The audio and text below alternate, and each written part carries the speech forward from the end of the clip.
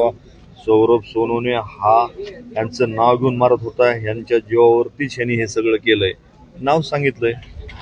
प्रशासनाला माझी एवढीच विनंती आहे की मी जी सांगितले आता की माझ्या भावाने मला जे ॲम्ब्युलन्समध्ये सांगितलंय की यांचं नाव घेऊन मला मारत होते की आमचं काही होणार नाही, आमच्या पाठीमागं असे लोक आहेत. मी त्यांचं नाव पोलिसांना दिलंय आणि ह्याच्यासोबत माझ्या भावासोबत जो असणारा उमेश माने आहे त्याला पण हल्ला करताना तेच नाव घेत होते. त्याच्यानंतर माझ्या भावानं पण मला सांगितलं होतं आणि तोच नाव मी सांगतोय किंवा त्यांच्यामुळंच माझ्या भावाची हत्या झाली. त्यांनी जर पाठबळ जर दिलं नसतं तर माझा भाव आज जिवंत असता.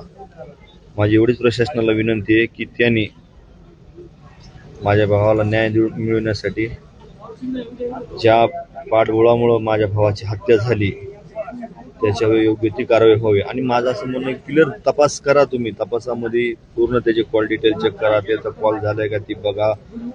जो गायकवाड म्हणून रामेश्वर ज्याने की चाकूने हल्ला केलाय त्या गायकवाडच्या मुलाचे कॉल डिटेल चेक करा. त्या कॉल डिटेलमध्ये 100% नंबर मिळून जातील. तो एवढा कॉम्पिटिशनली बोलतोय, तिकडनं येऊन इथं हे करतोय, म्हणजे ह्यांच्या जीवावरच आला ना तो. कोण नेमकं नाव? रामेश्वर सांगितलं ना मी नाव.